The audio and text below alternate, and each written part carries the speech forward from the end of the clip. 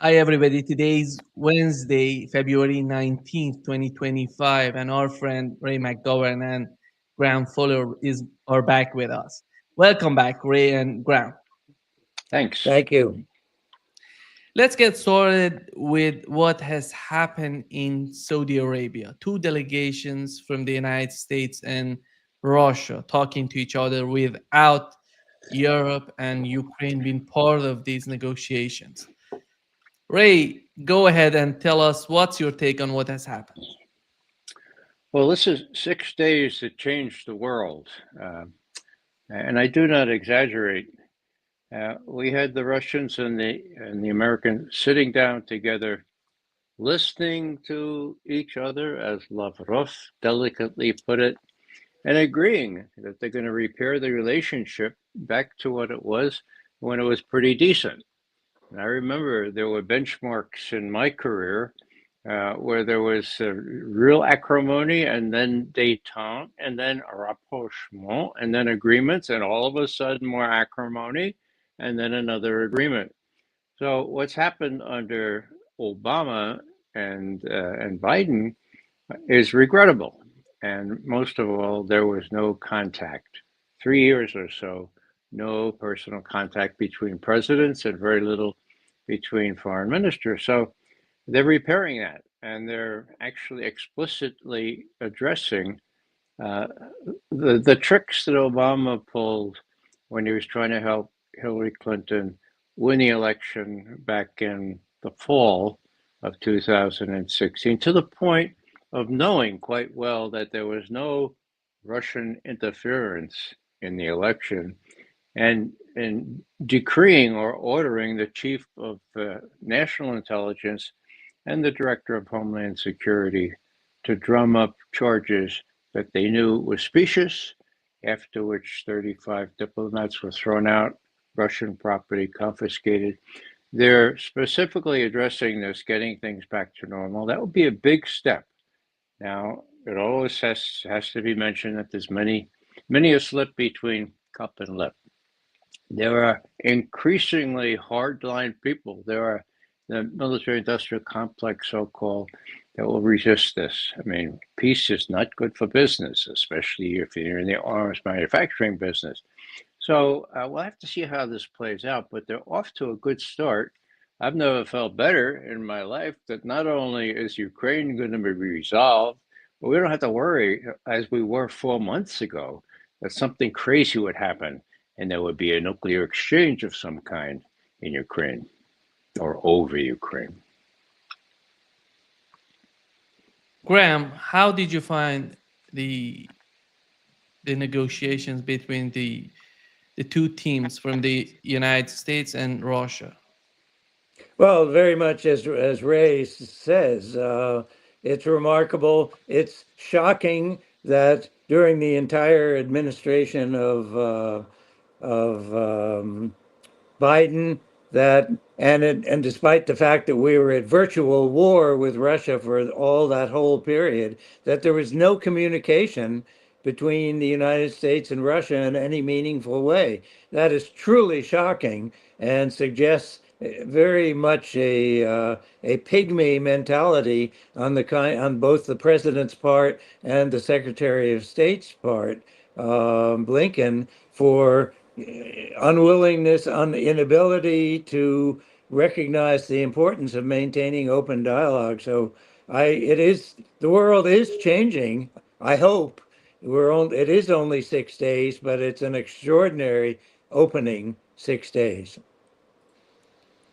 Ray, right after these talks, Donald Trump was talking about Zelensky, and he said that Zelensky is not that popular in Ukraine. There has to be some sort of presidential election in Ukraine. On the other hand, the former president of Ukraine, Poroshenko, he mentioned that they're going to have a new presidential election on October 26th this year, 2025.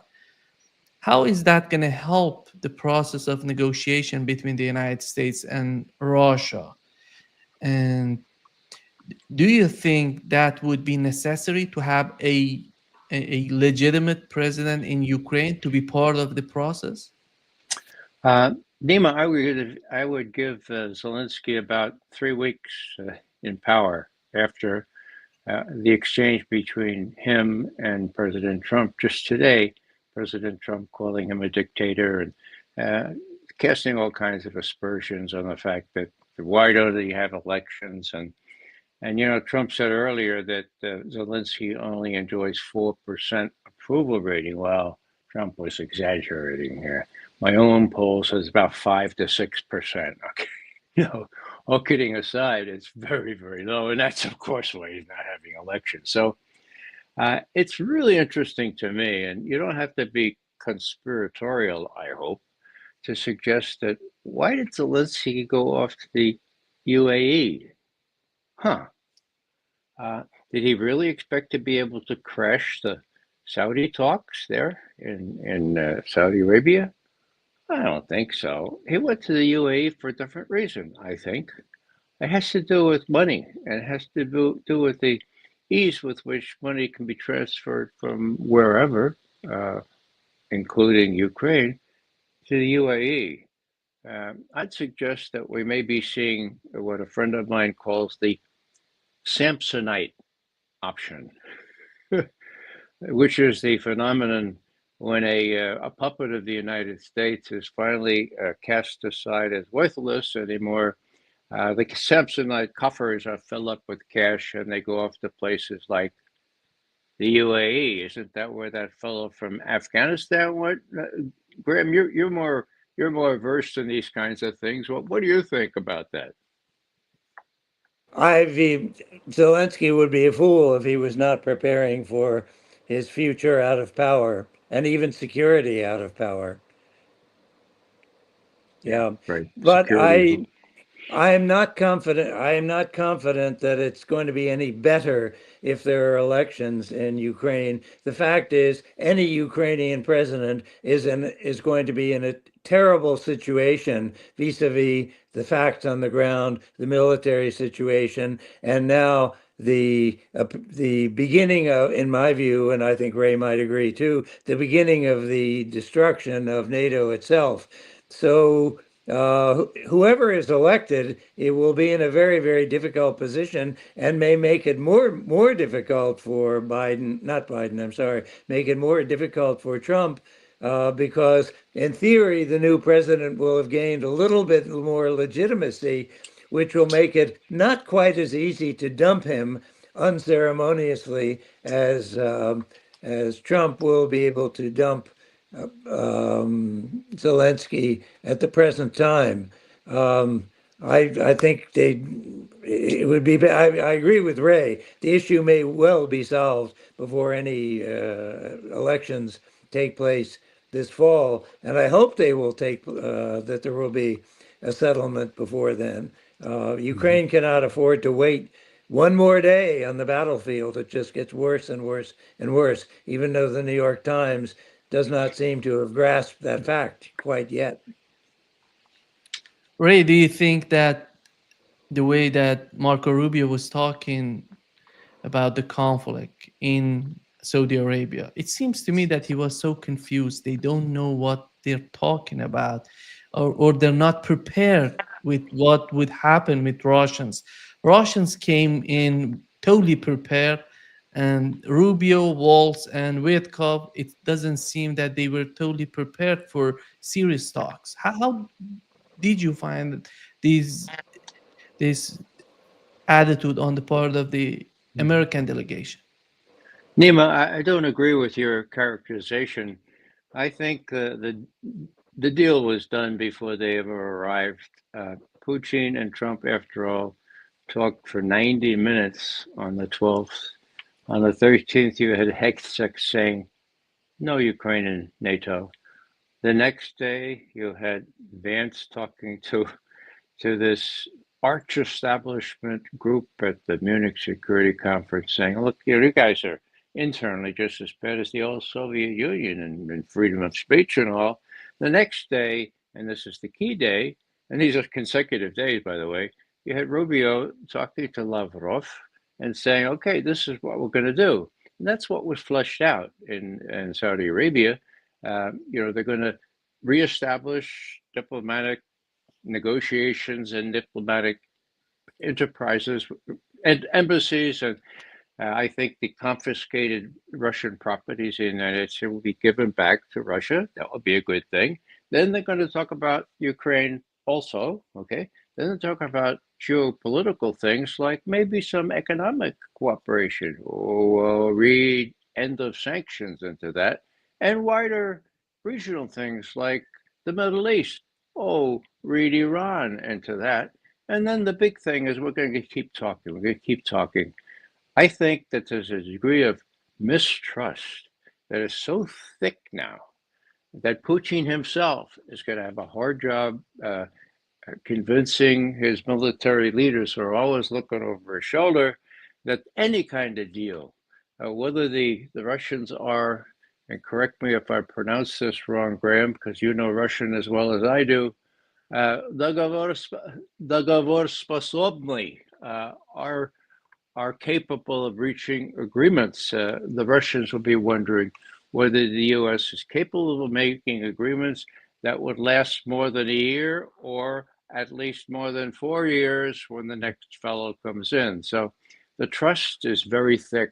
The Russians are going to have to do a little bit of trusting that Trump really is different. I think that could be arranged, but it'll be the old thing about trust but verify, right? Dogovor, or help me again, Graham. It's trust but verify. The Russian words usually come to mind, but they don't. Yeah, okay. I'll quit here while I'm ahead, or seem to be ahead. Graham, the reason I asked this question to Ray is because when Donald Trump came to power, he said that Keith Kellogg gonna be his special envoy for the conflict in Ukraine. Then he shifted to Witkoff together with Mike Waltz and Rubio. And right after these negotiations, again, they're talking about that Keith Kellogg would be in charge of future negotiations with Russia. It seems to me that the process is totally confused. Why are they changing these people? Why they're not fixing a group of people or Keith Kellogg to be in charge? They're not changing him for initial negotiations. Why Keith Kellogg? Why did he not? Why he wasn't part of these negotiations in Saudi Arabia? What was the problem with Keith Kellogg that right after these negotiations he's again in charge of negotiations? It's very hard to be inside Trump's mind on any of these issues. And from another perspective, I don't know that it really makes any difference.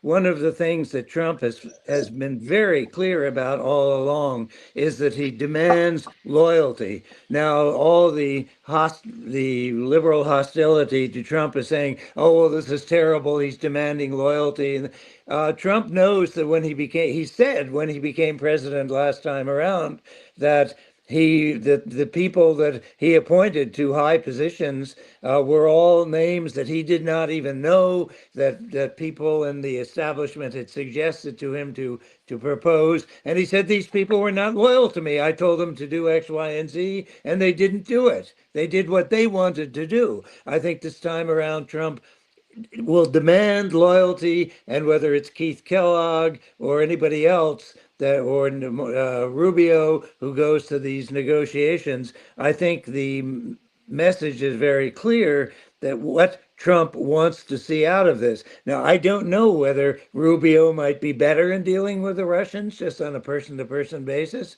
or Witkoff, who is apparently a very tough-spoken guy, smart, but very tough. I don't know what the immediate calculations are, but I think it's very clear that Trump is the one who is calling the shots. And I would not want to read too much into reading into who the actual person is who's conducting the negotiations at any one moment. And furthermore, Trump faces I think Ray had suggested this as well. He faces a lot of problems. The United States has been trained, socialized into fear and loathing of Russia that goes back even to pre-communist days. I mean, the British had this fetish about fear of Russia when Russia was the enemy that might come over. This was back in the days of British imperialism in India, that they were terrified that the Russians were going to come over the Himalayan mountains and take away India. So we've got several centuries here. I'm sorry, of we've got several centuries here of Russophobia that the neocons love, the military-industrial complex loves, American foreign policy loves, because we have to have an enemy. We always need an enemy. So I think it's going to be very hard to roll back this concept that and Putin is evil demon, and there's no dealing with him. It's going to take time to walk those negative impressions back from and indeed even again I'm attacking the New York Times, but they deserve attack every day as far as I'm concerned. Just today's article was ruthless in its constant attack, anti-Russian from every perspective of what's going on, rather than a balanced thing. You can't turn the ship around easily. Ray, go ahead. No, I would completely agree. With respect to Kellogg, uh, I don't think he's the brightest knife in the drawer. He didn't do a very good job for Trump the first time around with his national security advisor. And Trump just named him, I think, on a whim. And all of a sudden, Kellogg is listening to the other guys, the hardliners, and he's saying, Russia is losing in Ukraine. Russia, the economy is going down. We need to screw up the sanctions. Only level 3 now. Let's make it level 9. It was crazy stuff when Trump himself was trying to talk to Putin and get something started. So I think he was hoisted on his own petard. Right now, he's a useful person just to have him selling cornflakes, if you will, to the Europeans. That's what he's doing, giving interviews. And I have to say that the interviews he's giving are incoherent. At one point, he's, oh, yeah, the Europeans have to be included. And the next point, no, they don't. And Zelensky, oh, yeah, of course, we have to. No, they don't. So he's a cipher, in my view. Witkoff, on the other hand, there he is, sitting with the other two, the Secretary of State and the National Security Advisor, across the table from Lavrov, the foreign minister, and Ushakov, who is like this with Putin on these affairs. So Witkoff is a player here. He was circumspect, but he didn't say much, did say some stuff. So it's a different ballgame on that. What was the other thing I was going to say about, it's true and needs to be underscored. What was just said about Russophobia. Russiagate, artificially manufactured by, I think, Jake Sullivan under Hillary Clinton to blame Trump for being pro-Russian. And then when that didn't work and he won anyway, had to emasculate him so he couldn't do anything with respect to creating a decent relationship with Russia. That was consequential. First, in the sense that Graham has just said, it made most Americans instinctively hate Putin and the Russians. I mean, you ask people in the street, oh yeah, those Russians, oh no, Putin, terrible. Okay, that's one consequence, okay? And that's a big one. I was afraid 4 months ago that if the Biden administration or Blinken or Sullivan wanted to do some sort of false flag act and maybe even do a little mini nuke there to save the situation in Ukraine, that we could have a nuclear war. So I'm breathing particularly easy now to realize that, well, that's not going to happen. The other consequential aspect of all this is that Trump knows what they did to him. If Kash Patel, I think he's supposed to be confirmed tomorrow. If he's confirmed, Kash Patel knows where all the bodies are buried, okay? Now, how does that work on Trump? Well, you don't have to be very vindictive to realize that this time you got your ducks in a row. You got some people you can trust, and you can get this place cleaned out, or at least you can try to. Whether he can or not, that's an open question. But I think he'll try, and that means creating a good relationship with Russia. It's going to have to be incremental. Even Putin said that just today. You know, we have to work in groups. You have to do this gradually.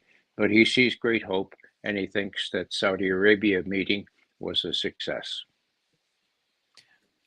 Graham, when it comes to Europe and the way that they see these negotiations, we've seen that we had a summit in Paris, which some European countries were part of this summit, and the other, as Czech Republic, Slovenia, and Romania, were complaining about why they were not invited to this summit, and they're going to be the second summit in Paris.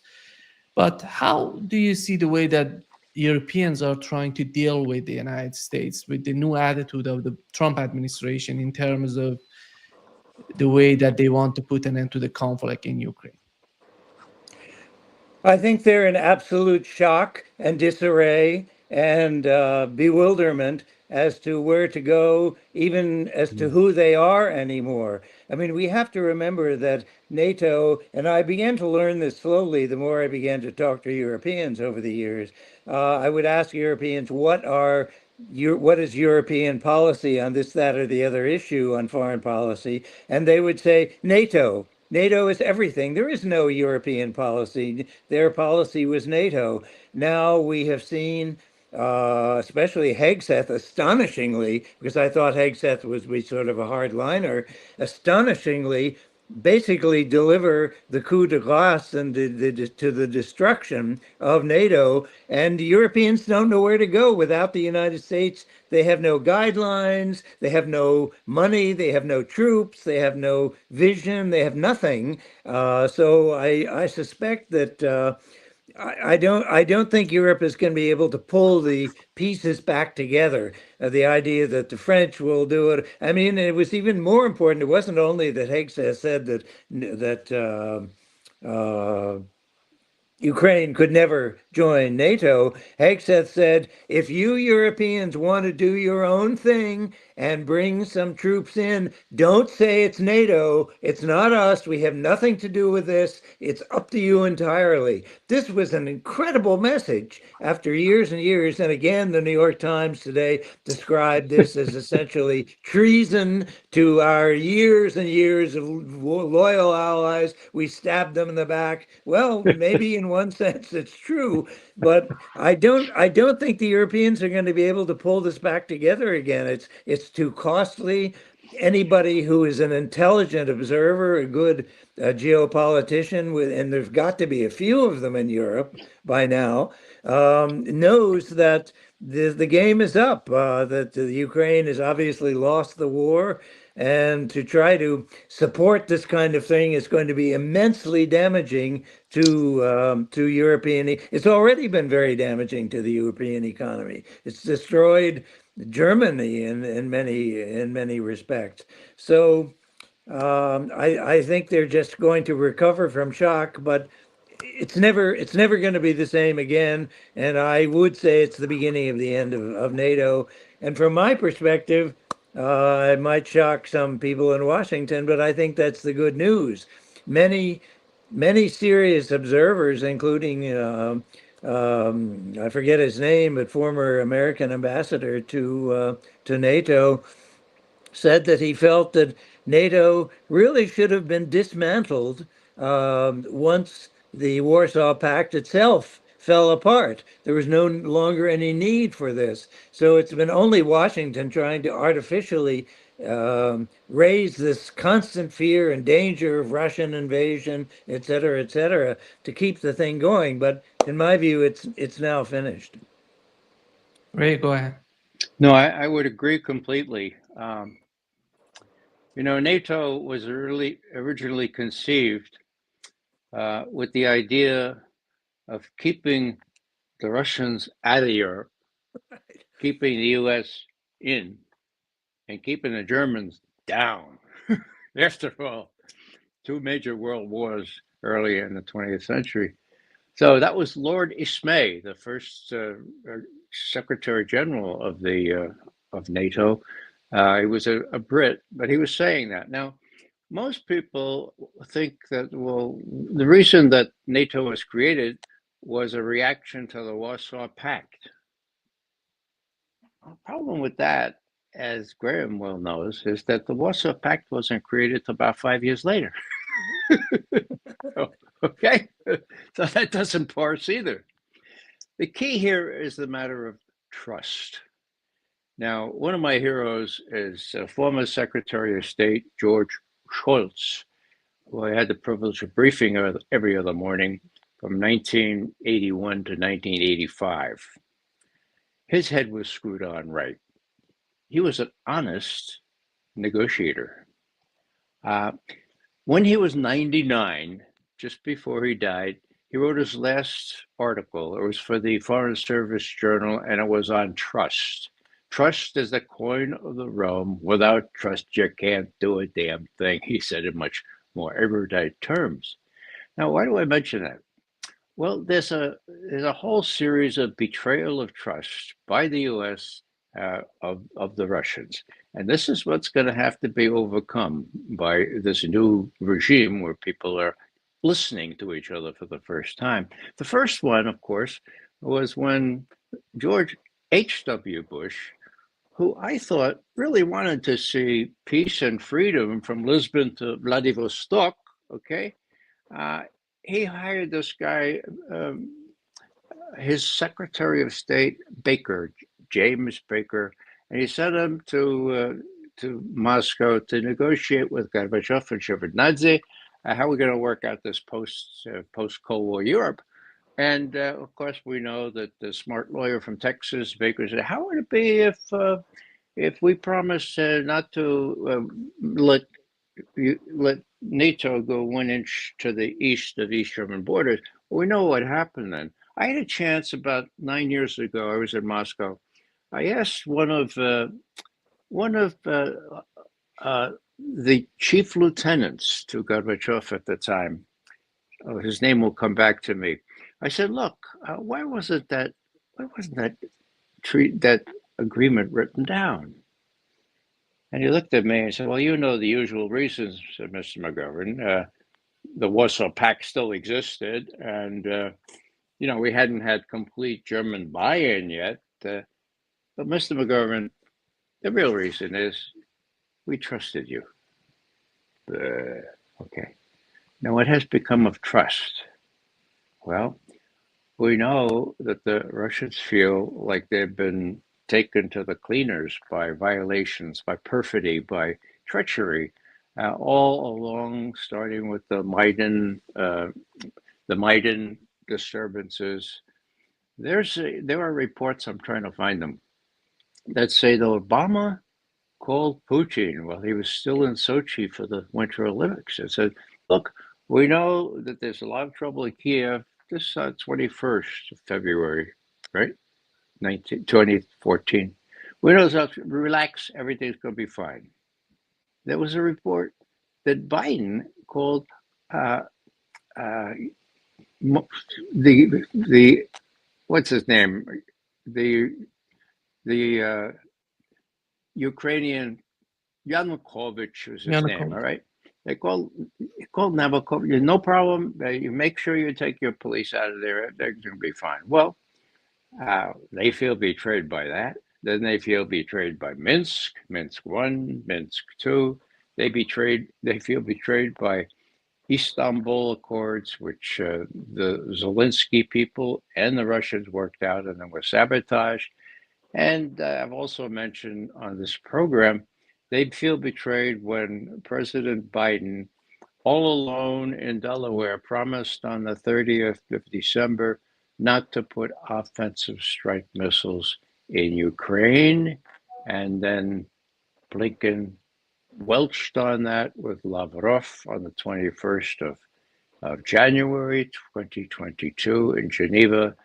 And that was, in many respects, the last straw. Are we going to trust these guys anymore? No, we're not. And that's the thick level of distrust that has to be overcome if things are going to work, because the Soviet military, in particular, is going to insist on more than just a piece of paper. They're going to insist on doverai, no proverai. It's come back to me, okay? Trust, but verify, right? Graham, do you think that the establishment in the United States, deep state or whatever we can call blob, and are they going to let Donald Trump continue the way that he's trying to solve the conflict in Ukraine? Or as you mentioned, New York Times and Washington Post, all of them are gonna start attacking a new sort of, making a new sort of Russia again. I don't know what would that be, but they're capable of making these sort of distractions for for the administration. And maybe with some sort of, as Michael McFaul today was tweeting that Donald Trump is giving everything Russia wants, but Russia is giving nothing to the United States. It is the same sort of rhetoric that we know about these people who are not interested in having a better relationship with Russia. How do you see the deep state and the mainstream media behaving the way that they're reporting on the new sort of negotiations between the United States and Russia? That's a very good question, Neiman. I don't think anybody has the answer right away. I think the coverage of the New York Times today I found particularly disturbing because it was very long and exceptionally biased and twisting the realities of the overall situation. I doubt that the New York Times is going to change its spots in this regard. And we have, as we were talking earlier, an entire Congress and an American public that's been socialized into believing that Russia is the deadly enemy, the untrustworthy enemy. There are a lot of other people who hate Trump on other grounds. There are grounds for other people, perhaps, to dislike some of Trump's domestic policies, but they are willing and interested in piling on this very same issue. So I would have to say that it's going to be a very, very tough period, a tough haul for Trump to continue with this policy. The only thing, perhaps, first of all, we don't know, but he's brought in a lot of very serious people for these negotiations. And I think I'm delighted that Europe is being excluded from most of these talks right now because Europe itself has been part of the problem. They have been as I said, socialized, integrated into this entire anti-Russian vision now for years and years and years. And that's where their money is coming from. They don't have to pay a thing, as even, everybody's complained that Europe doesn't pay a thing for their security. Let the US do it. So there is that very, very serious issue. So I'm not sure. I just wouldn't want to predict whether Trump is going to be able to pull this off or not. But if there can be some reward, such as an ability to cut the defense budget or pull back troops, I don't know what it would be. But for Americans, for the first time, to realize that it's an opportunity to put an end to this forever war that we have been suffering under for decades and decades under various presidents, but always the military-industrial complex, ideologues of various sorts that have been calling the shots. I frankly can't predict. Maybe Ray has a better fix on that than I do. Ray, go ahead. Oh, Graham, you have more experience with the deep state than I do. I guess one reality has to do with whether Tulsi Gabbard will be able to exercise her prerogatives under the law as as director of national intelligence, and whether this John Ratcliffe will pretty much fit in and do what Trump wants. There's going to be a full cleaning of house, I would imagine, in the agency in which we both worked, and in the State Department, and necessarily so. I've said before that when Ratcliffe or one of his lieutenants goes down to the head of the Soviet division and says, "Well, did you tell Biden that the Putin wanted to go into Poland and the Baltic states next?" And if the answer is, "Well, yeah, but I'm not so sure anymore," you're fired, right? You get rid of these windsocks, that will tell the president what they think he wants to hear. I think there will be a cleansing or cleaning out of all those people. Now, what else? I wrote some note here that I can't. Oh, yeah. The note is metaphor. I think that the specter of the arranger of the Munich Security Conference, who got up introducing J.D. Vance on the first day and was just feeling really good in his really neat outfit and everything, his nice tie and everything. He said, "Now we have J.D. Vance." And J.D. Vance had the prescience to say, "Now, I really regret that the terrorist attacks that happened yesterday," and everyone clapped. And then J.D. Vance said, "I hope that's not the last applause that I'm going to get today." And I said to myself, "Oh, that's what Putin said in 2007. And indeed, in both cases, no applause. Our friend Bobby Gates, Graham, sitting in the front row in 2007 next to McCain and Joe Lieberman. What's this? I mean, you can see what they're thinking, okay? Anyhow, what I'm saying here is that this was a metaphor, because when this same fellow who arranged all of this conference, who was the chairman, and who excluded various German parties because they didn't like them, like the AfD and others, and who was deliberately and explicitly criticized for doing that by J.D. Vance in his speech, at the end of the summing up you could see it's 49 seconds clip, okay? What he says is, "Now I want to conclude this, but this is very difficult after J.D. Vance's speech. It looks like our common values are not so common anymore. And I applaud the Ukrainian. I applaud Zelensky for saying what we all believe. And this is very difficult for me." And he starts crying. And a big blonde comes up and embraces him and wipes his tears. My God, that's the end of an era. It deserves, it merits the weeping, because these guys are being shoveled aside. These European hacks, the European elites. And the first manifestation of the outcome of this will be just 3 days from now, or 4 days from now, when the Germans have their elections on 23rd. And I don't know. My guess is that the AfD will have more winning than anyone gave them credit for beforehand. I don't know if that's a good idea or a bad idea, but it's going to have real repercussions. I agree. The only slightly positive note, Nima, to just to your last question, I would say I was dismayed by almost every single appointment that Trump made in his first day or two.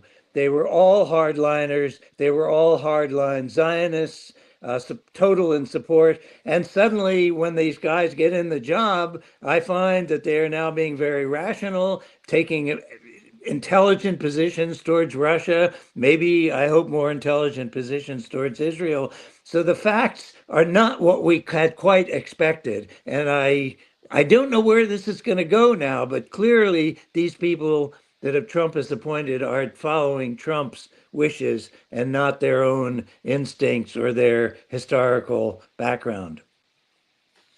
Ray, you remember last time Starmer was in Washington asking Biden he wanted something big from Washington, which the Pentagon interfered and just turned him down. And here is Starmer again. He wants to go to Washington. Here is what he said, Ray. will have to do more. The issue of burden sharing is not new, but it is now pressing, and Europeans will have to step up, both in terms of spending and the capabilities that we provide. On Ukraine, we're at the very early stage of the process. Europe must play its role, and I'm prepared to consider committing British forces on the ground alongside others if there is a lasting peace agreement. But there must be a US backstop, because a US security guarantee is the only way to effectively deter Russia from attacking Ukraine again. So I will go to Washington next week to meet President Trump. Yeah. Last time he wasn't successful in his mission in Washington. How do you find this time with Donald Trump? Yeah, last time, Nima, as we discussed, he had a target list of targets inside Russia, that these longer range things that were going to be allowed, these strikes by missiles. But the Defense Department stepped in and said, no, it's not going to happen. And for once, Biden listened to reason. This time, I mean, he's delusional. It's as though Britain has an armed force worthy to be considered an armed force. It doesn't. It can't even puts its ships at sea, contrary to the old Imperial Army, Navy. So he comes with a very dubious hand, and it's phantasmagoria. That's the only thing he shares with these other people, thinking that they really still are a powerful country, that they can operate on their own, and that despite the Russians already saying that this is a no-no, if they put troops in there, it's a no-no. And after the U.S., this was after the U.S. had already said that, no, you do that, as Graham mentioned, you do that, don't pretend they're NATO, and don't even think of Article 5, you're on your own. He's still coming up with this. So it's delusional. And when he gets to Washington, I suggest that probably Trump will have him meet with Witkoff first. And Witkoff will say, hey, man, get real here. This is the situation.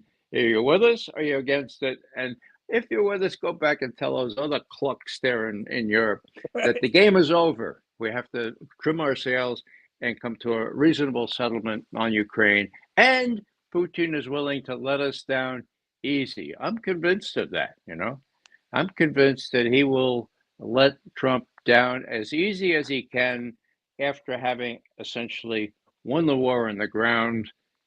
He doesn't want to go to the rest of Ukraine, and he certainly doesn't want to go to Poland or the Baltic states. Go ahead, Graham. How did you find it? I agree with Ray completely on that. It's a joke.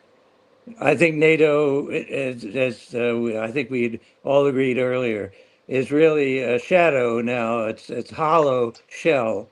It has no significance in it, and Trump is simply making that point more vivid by not even inviting them to the table. But that's appropriate, because I don't think they're real players. Their presence would simply complicate and prolong serious decision making. That's right. Lavrov said that explicitly as he got on the plane to go to Saudi Arabia. He said, you asked me why the Europeans aren't there? Why would we want them? They want more war, That's I didn't hear him say that. That's interesting. Yeah. So it's pretty clear that they're going to have to deal with this. And electorally, in France as well as in Germany, some of those political hacks are going to be removed. And, as long as people don't want to spend 2%, much less 5% of their GNP on arms, maybe it will occur to them that Russia really isn't much of a threat, that Russia doesn't want Poland, doesn't even want all of Ukraine. And so we can relax, just as we were relaxed way back before Obama, Well, we decided not to build any more 155 millimeter shells. I mean, we don't need them. The Russians are no. So maybe reality will dawn on these people, and they'll be sensible enough to trim their sails and change their narrative and blend in with the inevitable. Graham, in your opinion, how would a Ukrainian settlement influence the Palestinian issue if, after all, the Trump administration would be able to get a settlement on the case of Ukraine? Well, that's a very interesting question, Nima. I am somewhat positive on that issue, but this is highly theoretical. I don't think anybody can really make any predictions at this point. But if you consider the following, if there is a settlement in Ukraine, I would argue, first of all, that not only is this the end of NATO, but this is a body blow to the entire neocon establishment within Washington, which has been a war party for year after year after year, and furthermore, rather strongly supportive of Israel and of Bibi Netanyahu in all respects. So I would argue that if there is peace in Ukraine that's been between Russia and the West, that this is taking away already 50% of what the neocons want and are looking for in the region. It would remove, it makes it more difficult for Bibi to find an enemy. I think it might even begin to facilitate a possible Russian cooperation. I'm pushing the envelope here, I acknowledge, but a possible greater willingness for cooperation between Russia and U.S. on Iranian issues, which is an issue which affects both countries very deeply. And as we know, Russia is increasingly involved in Iran. So I think this would begin to remove some of the confrontational elements of U.S. versus Russia in the Iranian situation, and would probably, I would argue, weaken the hands of the very pro-Israeli neoconservatives in Washington who want to both have war in Ukraine and war against Iran. So that's an optimistic reading of the thing, but I think we would be very naive to think that we could have a peace settlement with Ukraine, and that this will not have impact on many, many other issues, including the Middle East, including Palestine. It would give Russia greater, I think, imprimatur, greater legitimacy in having a voice in a settlement of the Middle East, rather than being told, oh, well, this is Russia being the typical enemy again, trying to wreck every American foreign policy. They could be brought in very, very usefully if it's already proven to be successful in a Ukraine settlement. That's my optimistic hope. Great. No, Go ahead. I would agree, and I would point out to all the viewers here that Graham's force was predicting what's going to happen. He was an estimator as well as a intelligence analyst. He looked at the bigger picture. I was a current intelligence analyst, which was sort of a glorified reporter day by day. Wow. From which we learned some stuff and we could do some modest predictions. But so saying all that and endorsing this speculation, however optimistic it is, I would also point out there's one piece of current intelligence that would relate here, and that is that Rubio and Mike Waltz yesterday said that part of their agreement was to talk about not only Ukraine, but Palestine and regional issues in Southwest Asia. Whoa, that means Iran, okay? Yeah. And Iran has this new treaty with Russia. So all that plays into this. If they're going to talk about Iran and greater issues in the Middle East, well, they're committed to that. And that gives me some substance to hope that Graham is right in an optimistic forecast. And I would simply argue, to finish on that point, that I think for Bibi, the settlement of Ukraine is very bad news. He doesn't want it.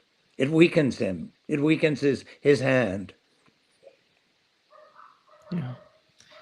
Just to wrap up this session, Ray, do you think that the the way that Donald Trump sees Europe would help Europe in the future to be more independent, to be a powerhouse after all?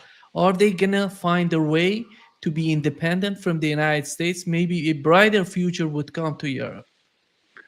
Well, you know about my dashed hopes on this score in the past, Nima. I would simply say, if it doesn't happen now, it's never going to happen. I They agree. need to. I mean, they've been cast free. They got it left to their own devices, and I see this interim period where they can't quite fathom what to do, and they more aid. If it's going to sort of dissipate, reality is going to set in, and they're going to say, "My God, maybe." This is a good thing. Maybe we can get that Siemens contract back with Russia. Maybe we could sell our Hungarian and our Italian apples to get to Russia if there's still a market for them. This is going to be good. So it'll take time, but I do have that hope, and I think it's a realistic hope that they'll be forced to deal with new realities. Yeah. Graham, just to wrap it Yeah. up.